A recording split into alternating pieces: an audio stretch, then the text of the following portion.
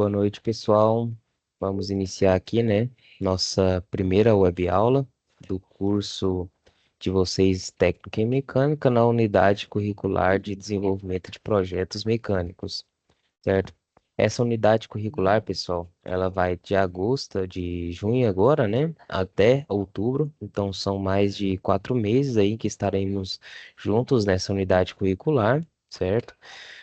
A unidade curricular, ela tem aqui, ó, sete, situações de aprendizagem como forma de avaliação, né, do nosso EAD.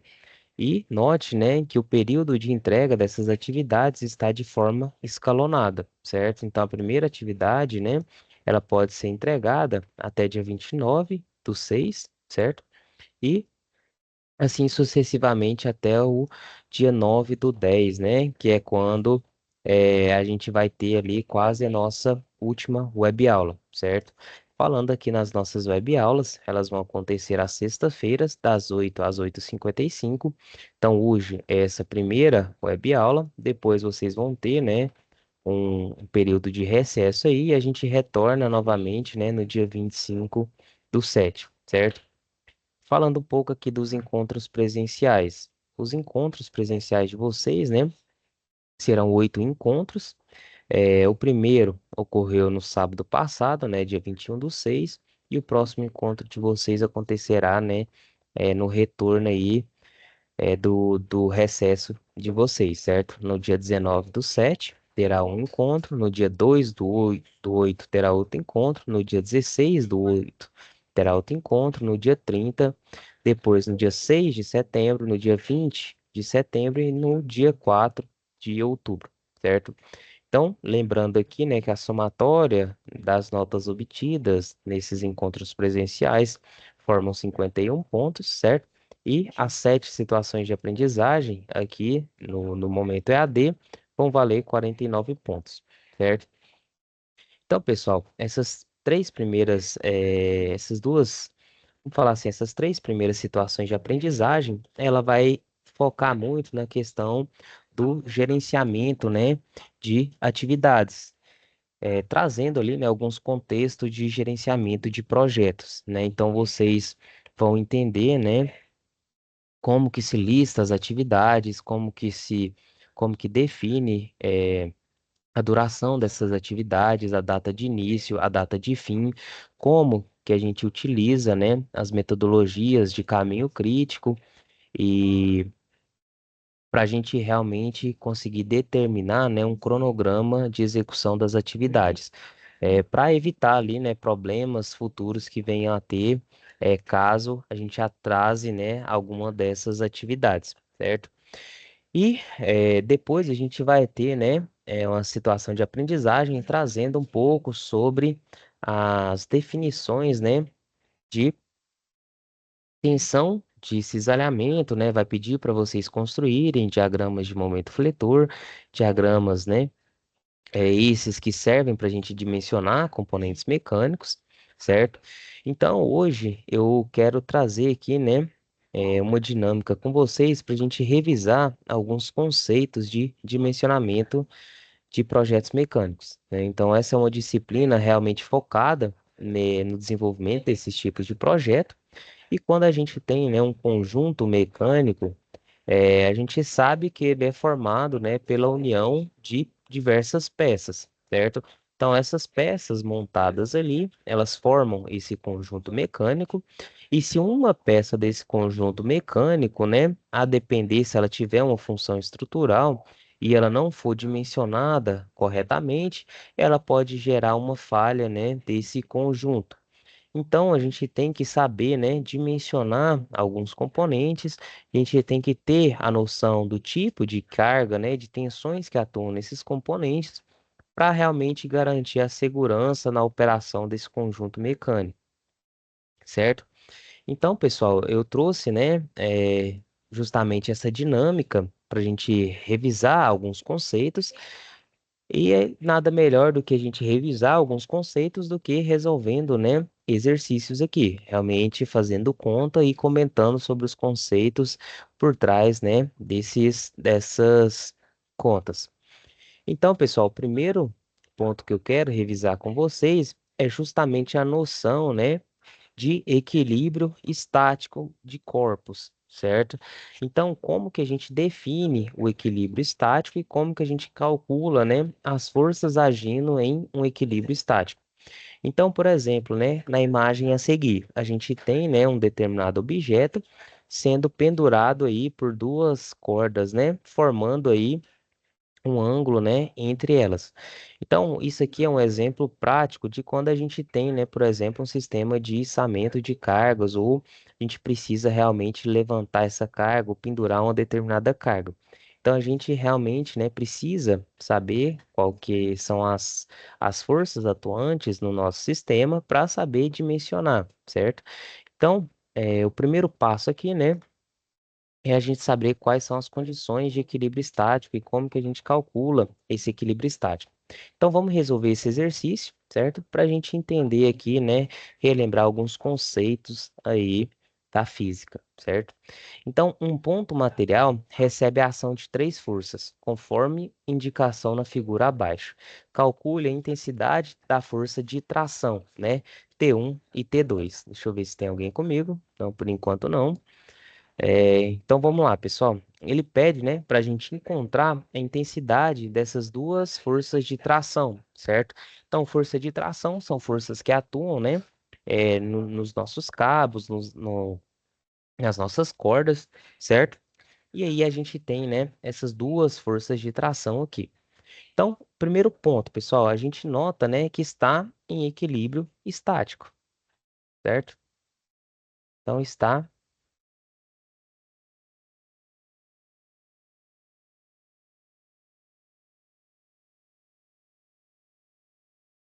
certo? Então, pessoal, a gente sabe que na vida real, né, esses objetos eles são tridimensionais, certo? Só que a gente pode, né, em algumas situações, fazer essa representação desse sistema tridimensional, né, em um plano cartesiano, certo? E é como está representado aqui, certo? Se a gente lembrar, a condição de equilíbrio estático para situações planas, como essa que está na imagem, a gente tem, né, que o somatório tá? Que o somatório das forças em x tem que ser igual a zero, o somatório das forças em y tem que ser igual a zero e o somatório, né, dos momentos tem que ser igual a zero também. Ou seja, em equilíbrio estático, eu não tenho a atuação, a somatória, né, a força resultante, tanto em x quanto em y tem que ser igual a zero, e eu não posso ter, né, eh, momento resultante no sistema também, ou seja, o somatório desses momentos tem que ser igual a zero, certo? Então, primeiro passo, né? Eu aplico essa primeira equação aqui no nosso sistema. Então, pessoal, note que a gente tem aqui, né, uma força de tração que está, né, inclinada, certo? Então, para eu fazer esse somatório de forças em x e em y, eu tenho que encontrar as componentes dessa força que atuam, né, realmente nos eixos x e y. Então, se eu chamar, né, esse eixo aqui de y e esse eixo de x, eu vou fazer a decomposição desse vetor de forças, certo? Então, eu vou ter, né, essa tração 1 aqui, ó, atuando no nosso eixo. Ficou torto, né? E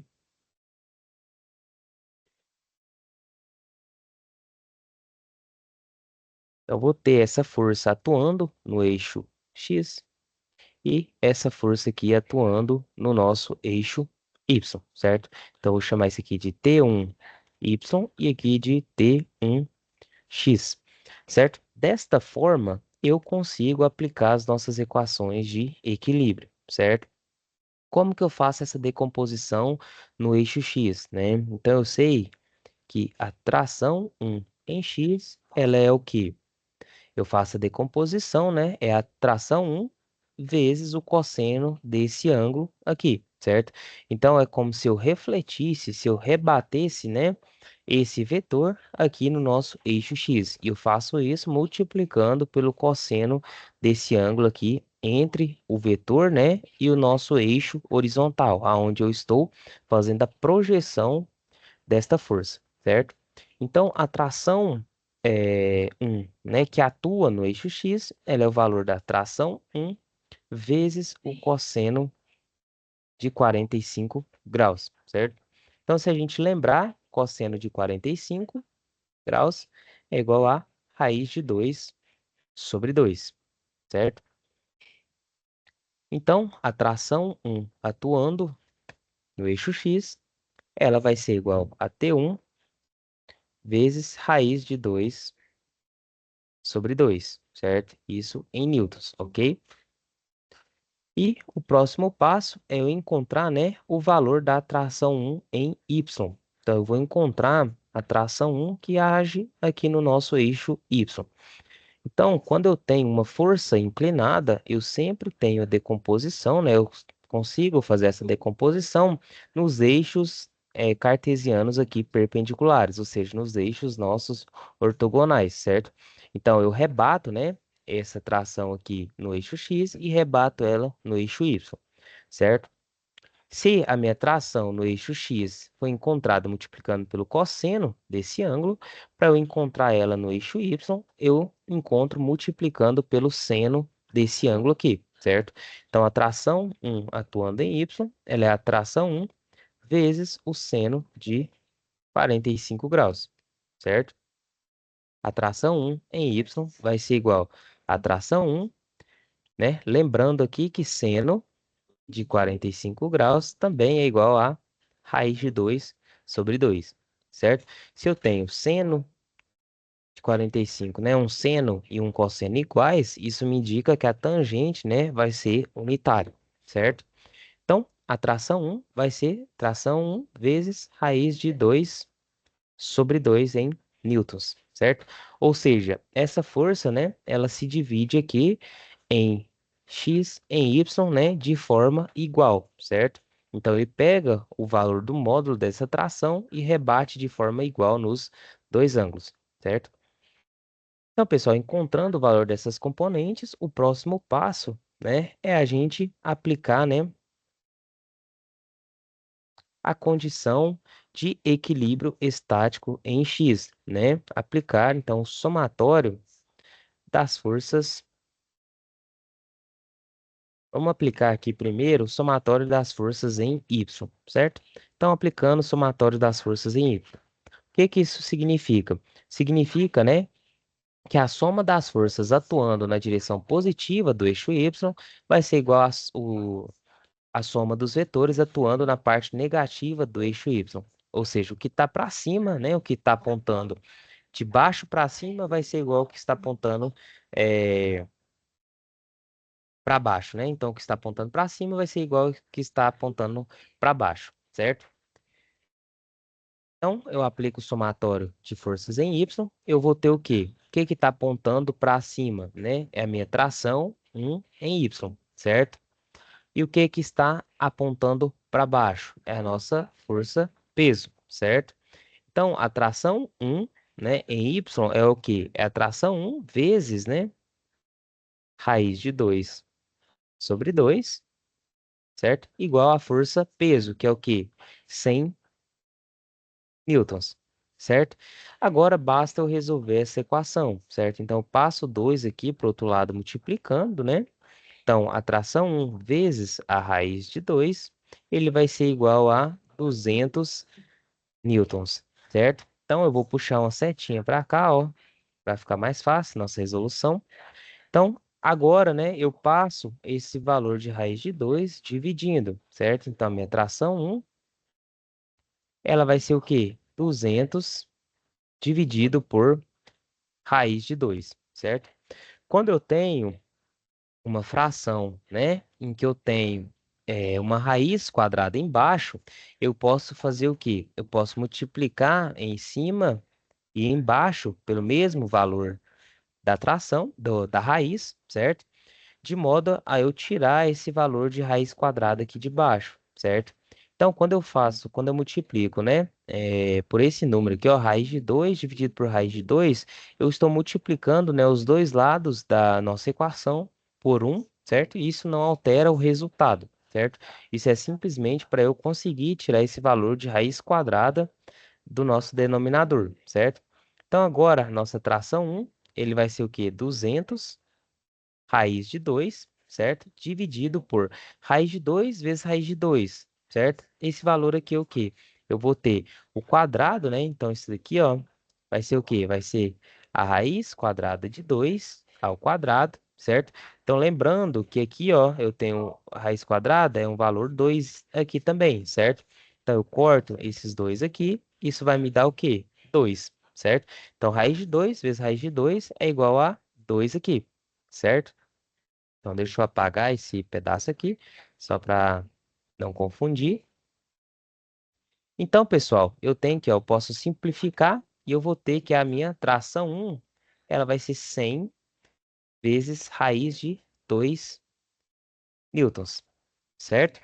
Agora eu aplico o meu somatório de forças, meu equilíbrio de forças no eixo X, certo? Então eu vou fazer o somatório de forças em X vai ser igual a zero, né? Aqui também somatório de Y igual a zero, certo? Então, pessoal, eu estou passando mais rápido aqui, né? Porque realmente é uma revisão aqui desse conteúdo para a gente chegar, né, ao ponto ali de entender sobre as nossas tensões, né? Tensões normais, tensões eh, de cisalhamento, tensão de flexão e assim sucessivamente. Então, o primeiro ponto é eu conseguir, né, aplicar as nossas equações de equilíbrio estático, certo? Então, lembrando para vocês, em duas dimensões, para ter uma condição de equilíbrio estático, eu tenho que o somatório das forças atuando em x tem que ser igual a zero e o somatório das forças atuando em y tem que ser igual a zero, certo? E o somatório dos momentos, né, atuando naquele sistema tem que ser igual a zero também. Então, lembrando que momento é uma força que tende, né, a girar o meu sistema, certo? É uma força com tendência de giro, certo? Então, sentido de rotação. Então, aplicando o somatório de forças em X, eu vou ter o quê? Vou ter que a nossa tração 2, note aqui, ó, a tração 2, ela vai ser igual ao quê? Vai ter que ser igual a tração um em X, certo? Então, a condição de equilíbrio estático em X me diz que essa tração 2 tem que ser igual a tração um em X, certo? Então, tração 2 tem que ser igual a tração um em X, certo? Tração 2 vai ser igual ao quê? Quem que é tração um em x, né? Então a gente calculou ela aqui, ó. Tração um em x é a tração um vezes raiz de 2 sobre 2, certo? Então vai ser tração um vezes raiz de 2 sobre 2, certo?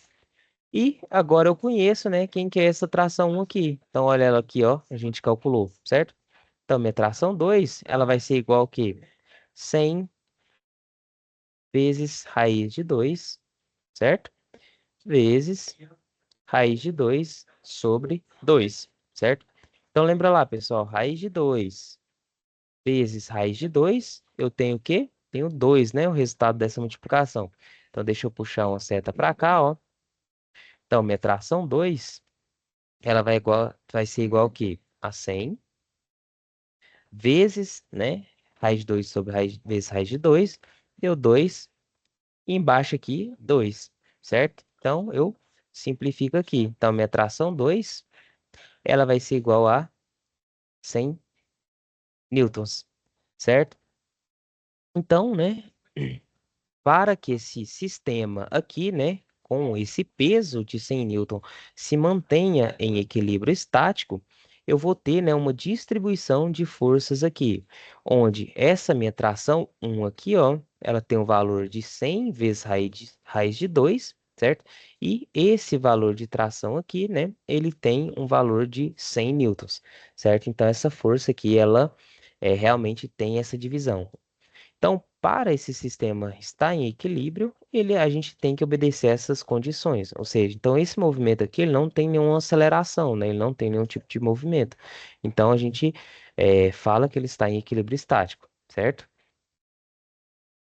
E aí, pessoal, a gente entra agora, né? Relembrando os conceitos de reação de apoio, certo? Então, para eu encontrar as reações de apoio, eh, em um determinado componente mecânico ou em algum elemento ali de construção civil, a gente precisa, né, aplicar as equações de equilíbrio estático também. Então, conforme foi visto, anteriormente. Como que isso significa? Então, se eu tenho, né, por exemplo, nessa imagem aqui, uma viga, né, apoiada aqui sobre dois suportes, certo? Então, eu tenho o quê? Eu tenho que quando essa viga, né, que tem um determinado peso, ela atua. Só um minutinho, pessoal.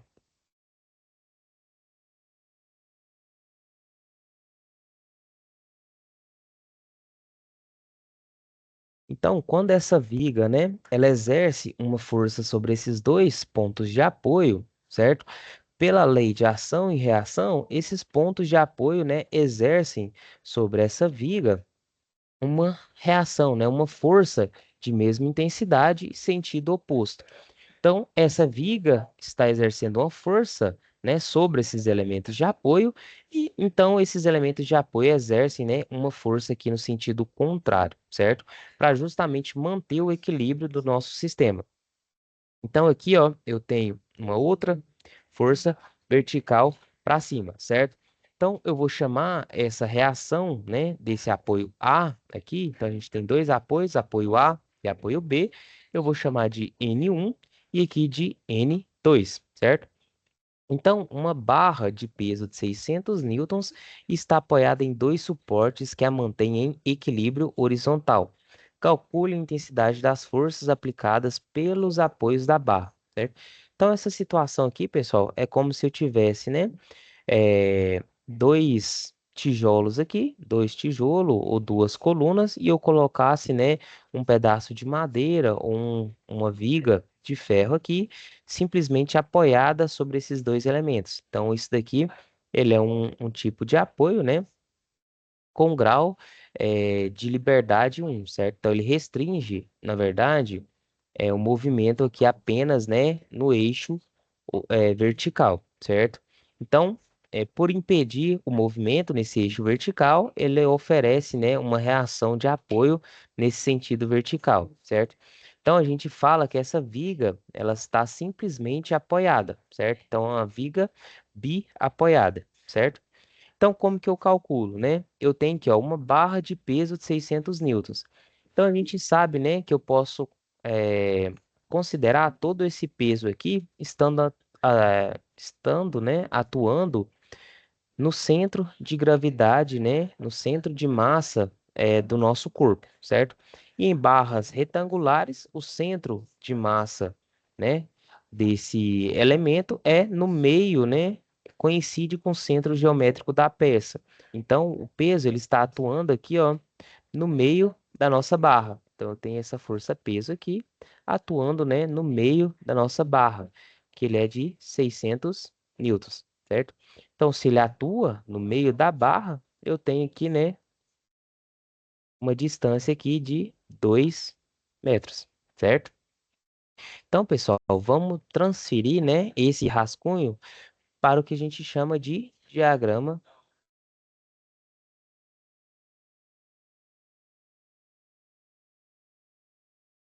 de corpo livre, certo?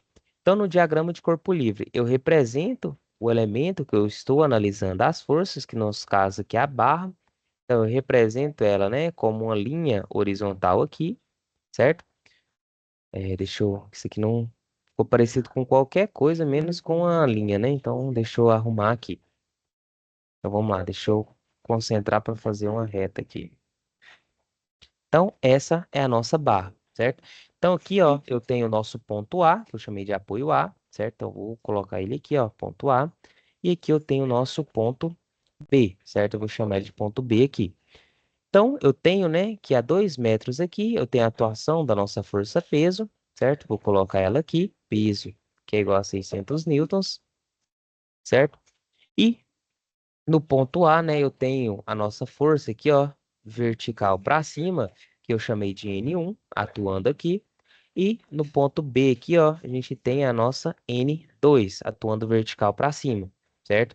Então, vamos colocar as distâncias também, né, no nosso diagrama de corpo livre. Então, eu preciso saber, né, em que ponto essas forças estão agindo com relação às extremidades e aos pontos de apoio. Porque uma força aplicada a uma certa distância, né, de um centro de apoio, ela me gera uma tendência de giro, ou seja, me gera um momento, certo? Então, uma força aplicada com certo braço de alavanca, a gente tem a presença do momento, certo? Então, desse ponto, né, até a atuação da força-peso, eu tenho uma distância de 2 metros, certo? Então, desse ponto aqui, ó, até esse ponto aqui, eu tenho 1 metro. E do ponto B, né, do apoio B até a extremidade final da barra, é 1 metro também, certo? Então, aqui é 1 metro. Totalizando os 4 metros da nossa barra, certo? Então, agora, né, a gente aplica as condições da reação as condições de equilíbrio estático para encontrar o valor de N1 e de N2, certo? Por quê? Porque realmente a nossa barra ela não está em movimento, ela está parada. Se ela está parada, ela obedece às condições de equilíbrio estático, certo? Então, primeiro ponto, né? Eu vou aplicar o somatório de forças em X, certo? Quando eu aplico as nossas equações de equilíbrio estático, né? Eu esqueci de comentar para vocês acima, a gente precisa definir um sentido positivo para as nossas forças, certo? Então, a gente vai arbitrar um momento positivo dessas forças para aplicar, né, esse somatório algébrico aqui, né, representado por esse símbolo de somatório. Então, eu vou definir, né, que as nossas forças atuando para cima são positivas, certo? Todo vetor que estiver apontando para cima, eu considero como positivo. Todo vetor que estiver apontando para baixo, eu considero como negativo, certo? Então, vamos lá, pessoal. Vamos olhar aqui, né? Na verdade, aqui, ó, perdão. Então, eu vou considerar como positivo todas as forças que apontam para da esquerda para a direita, né? Então, o X é a direção horizontal aqui, né? Então, se eu colocar um eixo cartesiano de referência aqui, ó, a gente vai ter um X positivo para cá, que eu vou considerar, né? Y positivo para cá, certo? E esses vetores vão estar atuando aqui ao longo dessa barra, certo? Então, tudo que tiver da esquerda para a direita na horizontal, né? Eu vou considerar como positivo, certo? Então, aqui é um símbolozinho de positivo. Então, pessoal, vamos lá, eu não tenho, né, nenhuma força atuando aqui no meu eixo X, certo? Então ela já obedeceu ao equilíbrio estático. Então o somatório de forças aqui tem que ser igual a zero, está obedecido, certo? Agora eu vou aplicar o somatório de forças igual a y, tem que ser igual a zero, considerando que os vetores apontando para cima são positivos, certo? Então tudo que está apontando para cima é positivo, tudo que está apontando para baixo é negativo, certo? Então vamos lá, eu tenho o quê? Eu tenho N1 e N2 apontando para cima, certo? Eu vou considerar ele como positivo, N1 mais N2. Tudo que está apontando para baixo eu considero como negativo, certo? Menos a força peso tem que ser igual a zero. Eu organizando esta equação, vou encontrar que N1 mais N2 tem que ser igual à força peso, certo?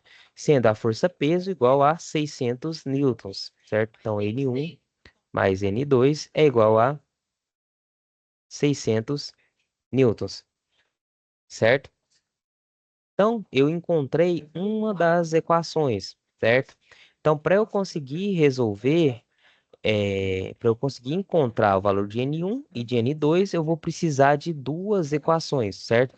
Porque eu tenho duas incógnitas no meu sistema, então eu preciso de um conjunto de duas equações para conseguir determinar o valor deles, certo? Qual equação que eu posso aplicar para encontrar, né, uma outra relação com essa equação aqui, né, para que eu consiga resolver e encontrar o valor de N1 e de N2? Então, eu já usei o somatório de forças, né? Em X tem que ser igual a zero. Não tenho nenhuma força atuando aqui. Próximo ponto é eu fazer, né, o somatório de momentos, né? Tem que ser igual a zero. Quando eu faço o somatório de momentos, eu tenho que escolher, né? Optar qual que é o meu pivô de giro. Ou seja, eu vou considerar uma das reações de apoio como ponto onde as demais forças vão agir, e o somatório de momentos em relação a esse ponto tem que ser igual a zero, certo? Então, eu vou falar que o somatório de forças em relação a A vai ser igual a zero, certo? Da mesma forma, para eu resolver isso daqui, eu preciso arbitrar, né, um sentido positivo para eu considerar. Então, eu vou falar que todo momento que gira no sentido horário, né, anti-horário, né, vou arbitrar como anti-horário, ele vai ser positivo, certo? Ou seja, tudo que fizer essa barra, né, tender a girar no sentido anti-horário, vai ser positivo. Tudo que tender a girar ela no sentido horário, vai ser negativo. Então, note que a tendência de giro no sentido anti-horário, né? Então, esse daqui, ó, é o meu ponto A, meu ponto de apoio. Então, o giro no sentido horário, anti-horário, né? Ele vai tender a fazer a barra girar nesse sentido, certo? No sentido horário, a minha barra vai tender a girar nesse sentido, certo? Então, eu vou aplicar esse somatório de forças em relação ao ponto A, certo? Então, o que que eu vou fazer? Eu vou considerar todos os braços, todos os momentos, né, em relação ao ponto A e vou somar eles e igualar a zero. Então, olha aqui, pessoal. Então, uma força atuando a uma certa distância, um braço de alavanca, me gera um momento, certo? Então, a força-peso, ela vai tender, né, a fazer a nossa barra girar em qual sentido? Girar no sentido horário, certo? Então, ela vai entrar como negativo, certo? Então, lembrando lá, né? Momento é calculado como a força. Então, vamos aqui, ó. Momento, ele é calculado como a força vezes uma distância, né? Perpendicular, que é chamado de braço de alavanca, certo? Então, essa distância, ela tem que agir perpendicularmente ao eixo de giro que eu estou considerando, certo? Então, momento da força-peso, né? Vai ser o quê? Deixa eu apagar aqui. Então, menos, né? A força-peso vezes a distância de 2 metros, certo? É o momento da força-peso. Depois, qual força que age aqui no meu sistema? Age a reação N2, né? Que tende a fazer ela girar no sentido anti-horário, certo? E a gente considerou isso como positivo, certo? Mas, tá vendo que N2, ele age a uma certa distância do nosso ponto A, certo? Então, a gente tem, né, uma força com determinado braço de alavanca, essa força vai gerar o nosso momento, né, de N2. Então, vai ser N2 vezes os nossos 3 metros, tá vendo? A distância do ponto B até o ponto A seria 2 mais 1, certo? Então, vezes 3 é igual a zero. Agora, eu substituo os valores aqui nessa equação para eu conseguir resolvê-la, certo? Então, menos força-peso, 600 vezes 2 mais 3 vezes n é igual a zero. Como que eu resolvo isso daqui? Eu passo, né, o negativo aqui para o outro lado, como positivo. Eu vou ter que 3n vai ser igual a 1.200. N1, pessoal. Desculpa aqui, ó. Tem que ser, na verdade, N2. N2. Vamos lá. Ó, esquecendo. Então, N2. Então aqui, ó, N2 is igual a zero. N2 aqui, ó, N2, certo? Então, N2 vai ser igual a quê? A 1.200 dividido por 3. Então, eu vou puxar uma seta aqui, ó.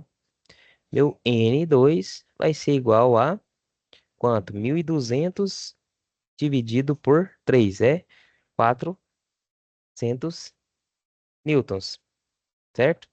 Agora, como que eu resolvo essa equação aqui, né? Que eu chamei, vou chamar de um. Eu substituo, né, esse valor de N2 na equação um. Então, eu vou escrever aqui embaixo, ó,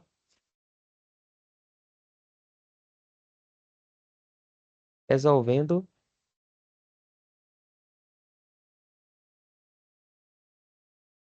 a equação um, certo? Então, eu tive lá que N1 mais N2 tem que ser igual a 600, certo? Quanto que vale N2? A gente encontrou que ela vale 400, né? Isso é igual a 600 newtons. Agora eu passo isso daqui para cá negativo, né? Então eu jogo esse valor para cá negativo. N1 é igual a 600 menos 400. N1 vai ser igual a 200 newtons, certo? Então, pessoal, eu consegui encontrar o valor das nossas duas reações de apoio, certo? Então, vamos ver por que que está em equilíbrio estático. Então, se eu for representar aqui, ó, novamente o nosso desenho, então deixa eu fazer diferente. Deixa eu pegar aqui, ó, colar ele aqui. Então, eu tenho, né, que o peso dessa barra, que é 600 newtons aqui para baixo, certo? Está gerando uma força nesses dois apoios, certo? Então, se a gente for transformar isso daqui para quilogramas força, né? Então, só para a gente ter uma noção de peso, né?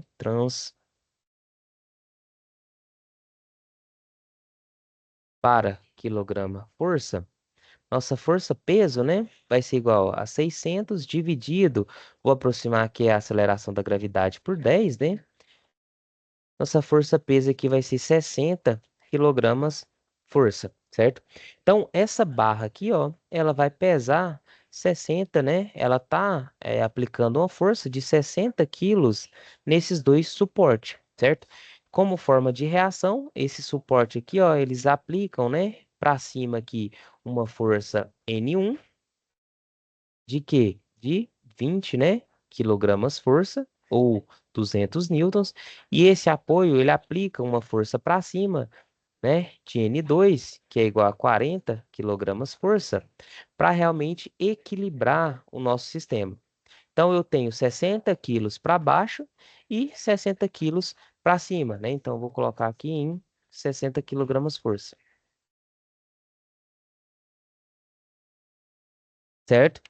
Então, lembrando aqui como que eu converti, né, de newton para quilograma-força, eu peguei o valor da nossa força aqui, ó, em newtons e dividi aqui, ó, pelo nosso valor da gravidade, certo? Que é em metros por segundo ao quadrado, certo? Então, essa barra exerce 60 quilos de força para baixo, nosso suporte exerce 60 quilos de força para cima, certo? Então, pessoal, hoje deu para a gente revisar, né, esses conceitos de equilíbrio estático, viu como que resolve uma situação de equilíbrio estático, entendeu como que se dá as reações de apoio, viu, né, que esse sistema aqui, ó, é simplesmente apoiado, é uma reação, né, é um sistema com reação em primeiro grau, ou seja, ela realmente tem uma reação apenas no sentido vertical para cima, certo? É, a gente calculou realmente aqui nessas situações de equilíbrio estático. Então, na próxima aula, a gente já vai ver, né, como que isso vai entrar nos nossos dimensionamentos. Então, vou falar um pouco sobre os conceitos, né, de tensão normal, tensão de cisalhamento e como que eu calculo o valor dessas tensões, certo? Então, pessoal, até a próxima. Espero vocês aí no nosso próximo encontro.